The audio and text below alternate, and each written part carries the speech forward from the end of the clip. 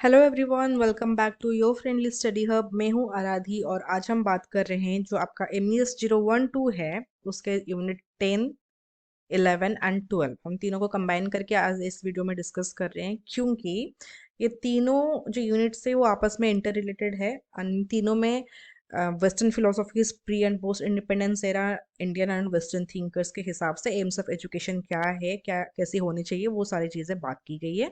तो आज की इस वीडियो में हम वो सारी चीज़ें कवर करेंगे, ठीक है। और किसी ने मुझे कमेंट में पूछा था कि जैसे कि मैंने MES 011 का एक वीडियो बनाया है जहाँ पे कि मैंने 99 प्लस इंपॉर्टेंट क्वेश्चंस डिस्कस किए हैं, कौन से यूनिट से ज़्यादा क्वेश्चंस आए हैं। मैंने लास्ट 10 साल के PYQs एनालाइज करके आपको फ्रीक्वेंसी बताई है क्वेश्चंस की, जो कि जिसके कि हाई चांसेस है कि इस बार भी आ सकते हैं। तो उस टाइप की वीडियोस में बाकी MS 012 13 ऐसे करके सारे पेपर्स के लिए बनाओ। मैं पक्का बनाऊंगी, मैं बता रही हूँ, बट तब तक थोड़ा सा पेशेंस रखिए। अगर आपको कुछ और भी डाउट है और भी कुछ क्वेरीज है, मुझे कमेंट्स में पूछिए। और MES 011 का जो वीडियो है आप वो भी एक बार देख लीजिए। अगर उसके अलावा आपको कुछ और हेल्प चाहिए तो मुझे एक बार कमेंट में बता दीजिए। एनीवेज, आज हम बात करने वाले हैं कि जो वेस्टर्न फिलोसॉफीज है उसके पहले वहीं से हम स्टार्ट करेंगे। तो फर्स्ट हम देखेंगे एजुकेशन के एम्स वेस्टर्न फिलोसोफर्स के हिसाब से हर एक स्कूल के क्या क्या मेजर एम्स हैं। और उसके बाद मैं आपको एक छोटा सा स्टोरी बताने वाली हूँ ताकि आप ये जो वेस्टर्न फिलोसॉफीज है उसके एम्स आपको जिंदगी भर याद रह जाए और आप एग्जाम हॉल में भी अच्छे से लिख के आ सको। तो आइडियलिज्म से स्टार्ट करते हैं। Self realisation, spiritual growth, pursue truth, beauty, goodness, intellectual moral development, cultural heritage का preservation, character building for purposeful life. मैं जो जो वर्ड्स कह रही हूँ आप ये सारे पॉइंटर्स लिखते जाओ, उसके साथ मैं जो जो कीवर्ड्स कह रही हूँ उसको हाईलाइट करो क्योंकि कीवर्ड्स एग्जाम के लिए इंपॉर्टेंट है। और ये कीवर्ड्स ही है जो एक दूसरे को, मतलब कि जो फिलोसॉफीज है वेस्टर्न फिलोसॉफीज को एक दूसरे से डिफरेंशिएट करती है ताकि मिक्स मैच ना हो जाए। नेचुरलिज्म, नेचर के साथ हार्मनी, इंडिविजुअल पर्सनालिटी का वो अनफोल्ड करना, एनवायरमेंटल अडेप्टेशन, सेंसरी या फिर practical skill development, happiness via natural growth. फिर आता है हमारा एम्पिरिसिज्म जहाँ पे कि एक्सपीरियंस बेस्ड नॉलेज की बात की गई है, scientific attitude, inquiry, rational reasoning, wisdom and civic temperament, rejection of dogma. Dogma का मतलब होता है कि जो सेट ऑफ बिलीव्स है जो पहले से होते आ रहे हैं, जो सोसाइटी पहले से करती आ रही है, सोसाइटी एक्सपेक्ट करती है कि हम बिना किसी सवाल जवाब किए उस चीज़ को एक्सेप्ट कर लिए। अगर आपके दिमाग में ऐसा कोई भी एग्जांपल हो या फिर आपकी कोई एक्सपीरियंसेस हो तो प्लीज़ मुझे कमेंट्स में बताएं ताकि हम में भी पता चले कि ऐसे आज के सिचुएशन में, आज के दिन में भी क्या क्या हो रहा है, इस टाइप की चीज़ें, ठीक है। फिर realism, survival skills, world adaptation, observation या फिर experimentation, physical and mental power, practical successful life, vocational preparation. Reconstructionism, social reform via education and social consciousness, democracy का सिटीजनशिप, कोऑपरेटिव सिटीजनशिप, डेमोक्रेसी का promotion, problem solving and adaptability. Existentialism, मतलब कि existence precedes essence, और essentialism में वही होता है कि एसेंस प्रिसीड्स एग्जिस्टेंस। ये दोनों में बेसिक डिफरेंस है। तो हम एग्जिस्टेंशियलिज्म की बात करते हैं। Self awareness, authentic living, free and ethical choice, moral autonomy, relationships and meaningful life, integrated personality. Pragmatism, pragmatism बात आते ही आपको लर्निंग बाय डूइंग को लिख के ही आना है, ये उसका मूल मंत्र है, ठीक है। और प्रैग्मेटिज्म के बारे में बात करते हैं। अडेप्टेबल और practical mind, growth via experience, democratic citizenship, self development, learning by doing तो बात कर लिए। फिर लॉजिकल पॉजिटिविज्म जिसको कि हम एनालिटिक फिलोसॉफी भी कहते हैं, जहाँ पे बात करते हैं analytical precise thinking, verification and empirical approach, remove ambiguity, मतलब कि कोई कंफ्यूजन नहीं होनी चाहिए, लॉजिकल एटीट्यूड होनी चाहिए, मीनिंगफुल एंड टेस्टेबल लर्निंग। फिर हम बात करेंगे इंटरप्रेटिविज्म की, जहाँ पे मीनिंगफुल इंटरप्रिटेशन की बात की गई है, reflective and contextual understanding, negotiation of meaning, open minded analysis, lived experience based goals. Lived experience and goal based होता है ये। मार्क्सिज्म जो कि प्रोडक्टिव एंड वोकेशनल ट्रेनिंग की बात किए हैं, collective welfare, social justice, labour value, inculcate equality और लिबरेशन। इक्वालिटी एंड लिबरेशन इसका मेजर कीवर्ड है। चलो मैं जैसे बोली थी आपको एक छोटा सा स्टोरी कहती हूँ। एक स्कूल के क्लासरूम में 10 दोस्त होते हैं, ठीक है, 10 फ्रेंड्स। हर किसी का अपना एक लाइफ मंत्र होता है और वही इन एजुकेशनल एम बन जाते हैं, ठीक है। जैसे कि राहुल है, आप में से कोई राहुल है क्या जो कि वीडियो देख रहा है? तो वो एक आइडियलिस्ट है। वो कहता है मैं अपने अंदर का बेस्ट वर्जन पाना चाहता हूँ, सच्चाई, गुडनेस, ब्यूटी, ये मेरे लाइफ के गोल्स हैं।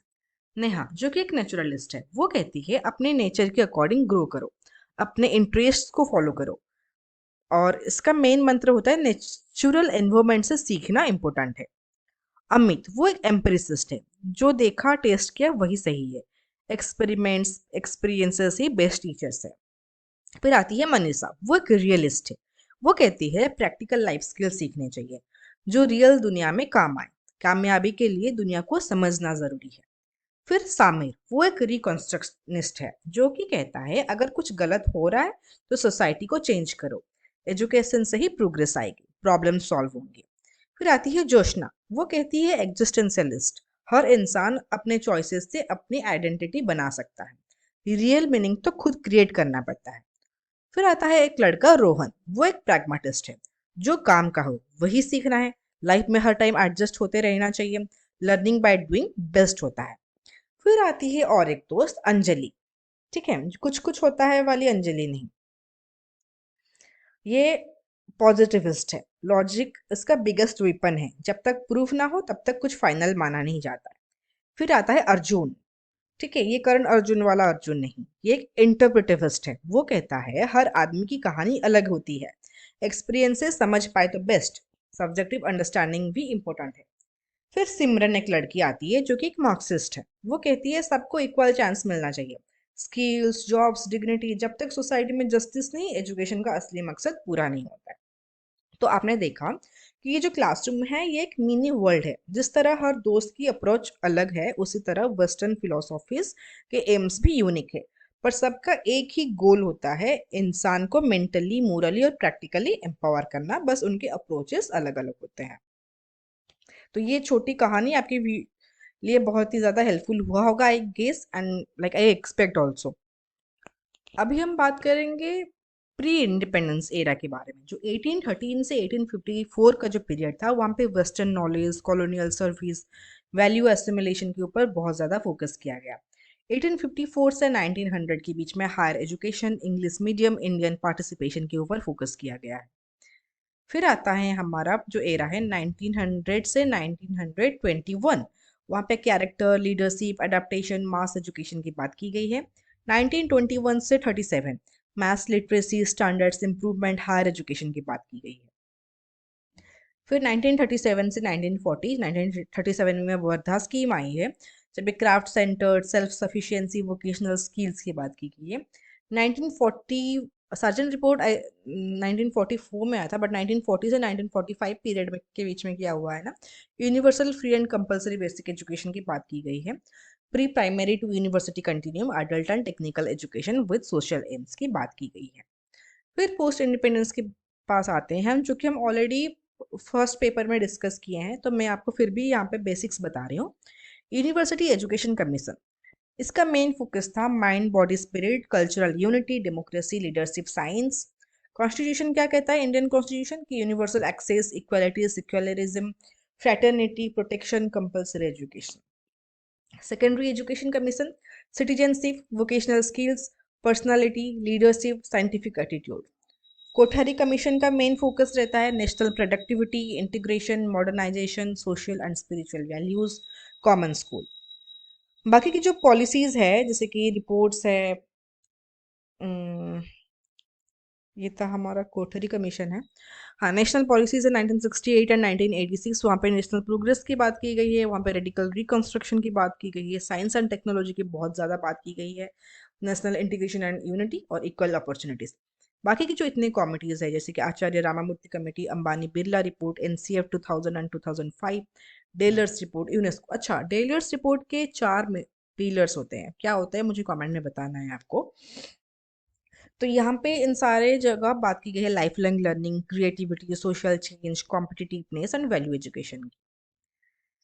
तो अभी आते हैं यूनिट 12 में, जो कि है Indian thinkers and western thinkers. तो इंडियन थिंकर्स से हम स्टार्ट करते हैं। टैगोर, रविंद्रनाथ टैगोर ने कहा है all round harmony, freedom, aesthetics, nature, east और वेस्ट को सिंथेसाइज करना है। हाईलाइट करते हुए चलो कीवर्ड्स को, और एटलीस्ट अगर आप नोट्स नहीं बना रहे हो तो मैं जो कीवर्ड्स कह रहे हो उसको लिखते हुए चलो। महात्मा गांधी वो 3H की बात करते हैं। एग्जाम में आपको 3H लिखना है। 3H क्या क्या है? हैंड, हेड, हार्ट, कैरेक्टर और craft, self sufficiency, service, practical life skills. J Krishnamurti वो self awareness, freedom from fear, integration, intelligence, right relationship की बात करते हैं। Gijubhai Badheka child centred, freedom, play based learning, moral, social, emotional growth और joyful environment की बात करते हैं। फिर आते हैं हमारे श्री अरविंद, वो इंटीग्रल इवोल्यूशन, इंटीग्रल एजुकेशन की बात करते हैं। Higher consciousness, truth, beauty, love, power, self realisation और ईस्ट और वेस्ट को मर्ज करने की बात भी करते हैं। तो अरविंद जी का अगर आपको लिखना है तो वहां पे आपको इंटीग्रल एजुकेशन के बारे में भी लिखना पड़ेगा। फिर आते हैं वेस्टर्न थिंकर्स। स्टार्ट करते हैं जॉन ड्यू से, जो कि एक प्रैग्माटिस्ट थे। तो उनका मेन मूल मंत्र क्या होगा? Learning by doing, obviously. Democracy, social efficiency, theory, practice, integration, adaptability. फिर A.N. Whitehead, जो कि कहते थे use knowledge creatively, wisdom, rhythm of learning, art of life, aesthetic sense के बारे में भी वो बात किए हैं। फिर बर्ट्रन रसेल, जो कि इंडिविजुअलिटी एंड फ्रीडम की बात किए हैं। Critical mind, intelligence, peace, balanced character के बारे में भी वो कह बोले हैं। फिर आते हैं हमारे, अच्छा रसेल हो गया। Paul of fear, Paul of fear critical pedagogy, मैंने यहाँ पे कहीं पे लिखा नहीं है वो आपको लिखना है। पॉल ऑफ फियर की बात करते हैं तो क्रिटिकल पेडागोजी आता है। फिर कॉन्साइंटाइजेशन, जो कि डेवलपिंग क्रिटिकल कॉन्शियसनेस की बात किए हैं। और dialogic learning, practice, liberation, social relevance. जैसे कि पॉलो फ्रीयर की बात आता है तो हम क्रिटिकल पेडागोजी के बारे में लिखते हैं। इवन इलिच की बात आता है तो हम deschooling and deinstitutionalisation की बात किए हैं करते हैं, वो लिखना है हमें। जहाँ पे कि वो कहें कि इनफॉर्मल और सेल्फ डायरेक्टेड लर्निंग भी एग्जिस्ट करती है, उसके ऊपर भी सेम फोकस देना चाहिए। ओपन वेब्स के ऊपर उनका फोकस रहा है। लाइफ लॉन्ग एक्सेस एंड कॉन्विवायबिलिटी, ठीक है, इनकरेज किए हैं वो informal, life long and peer supported education को। तो यहीं तक था हमारा आज का वीडियो, आज का डिस्कशन। तो दोस्तों ये था complete summary of AIIMS of education across western philosophies, British policies, Indian policies, post independence era और मॉडर्न थिंकर्स, जहाँ पे कि हमने इंडियन एंड वेस्टर्न दोनों थिंकर्स की बात की है। ये हर एग्जाम, क्लासरूम या इंटरव्यू में काम आने वाला है। अगर वीडियो पसंद आई हो तो लाइक, कमेंट और सब्सक्राइब करना ना भूले। आपका फेवरेट फिलोसोफर कौन है, कमीशन क्या है, एम्स क्या है, कमेंट में मुझे बताएं। अगर आपके लाइफ में कोई एम्स एंड गोल्स है, वो कौन से फिलोसॉफी के साथ वो अलाइन करती है, आप वो मुझे कमेंट में बताएं। और अगर आपको नोट्स चाहिए या फिर जो समरी है उसका PDF चाहिए तो मेरा आप मुझे कमेंट में बता सकते हो, या फिर डिस्क्रिप्शन में मेरा ईमेल आईडी है, आप मुझे वहाँ पे भी कांटेक्ट कर सकते हो, या फिर आप मुझसे इंस्टाग्राम पे भी कांटेक्ट कर सकते हो। इंस्टाग्राम आराध्या आराधना अगर आप सर्च करोगे तो आपको मिल जाएगा, या फिर योर फ्रेंडली स्टडी हब भी अगर आप सर्च करोगे तो आपको वहाँ पे भी मिल जाएगा। आप मेरे से वहाँ पे भी कांटेक्ट कर सकते हो, मैं आपको पूरा PDF भी भेज दूंगी। तब तक के लिए जय Hind, happy learning, keep learning. And next video में हम बात करेंगे ब्लॉक 3 के बारे में। ब्लॉक 2 तो अभी हो गया है MES 012 का, एंड बहुत ही जल्द, मोस्ट प्रोबेबली नेक्स्ट वीक में MES 012 का जो 99+ जो मोस्ट प्रोबेबल क्वेश्चन है और 90% चांस है कि आपके इस एग्जाम में आने वाले हैं, वो मैं वीडियो बनाने वाली हूँ। अगर आप नहीं चाहते कि वो आपसे स्किप हो जाए तो चैनल को सब्सक्राइब कर दीजिएगा। Have a good day everyone.